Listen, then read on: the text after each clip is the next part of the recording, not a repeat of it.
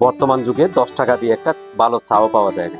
আর সেখানে আমাদের রামুর ডাক্তার সুজিত শর্মা মাত্র 10 টাকার বিনিময়ে একজন রোগীকে দেখছেন। শুধু রোগী দেখছেন বললে ভুল হবে, উনি একজন রোগী ওনার চেম্বারে আসার পর উনি অনেকক্ষণ ধরে উনি পর্যবেক্ষণে রাখেন এবং ভালো করে দেখার পর তারপরে ট্রিটমেন্ট করেন এবং অপ্রয়োজনীয় কোনো পরীক্ষা নিরীক্ষা তেমন করেন না এবং অপ্রয়োজনীয় অ্যান্টিবায়োটিকও দেন না, যার ফলে ওনার কাছে ডাক্তার ফিস যেমন নামমাত্র মূল্যে পাচ্ছেন রোগীরা, ঠিক তেমনি অন্যদিকে রোগীরা ওষুধ এবং অতিরিক্ত পরীক্ষা নিরীক্ষা থেকে তারা নিস্তার পাচ্ছেন, যে কারণে রোগীরা স্বস্তির নিঃশ্বাস ফেলে এখানে এসে।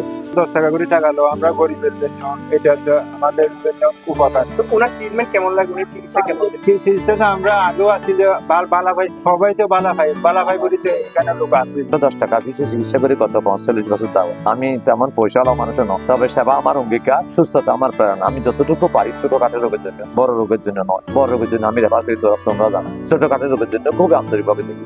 আমি প্র্যাকটিস করতে 45 বছর কেন্দ্রে। আমি বড় ডাক্তার নয়, আমি ফুল চিকিৎসক। 200 টাকা না মাত্র। আল্লাহ রহমত, আমার মা আমাকে নিষেধ করতে, আমিও তেমন পয়সাওয়ালা না হইলে আল্লাহ ডাল 2টা খাইতো। চকরিয়া, রামু, মহেশখালী, কুতুবদিয়া, কক্সবাজার, মরিচা, এই বিভিন্ন জায়গা থেকে আসে। চিকিৎসা ভালো না পেলে আসবে, ব্যবহার পায় ভালো, চিকিৎসা পায় ভালো।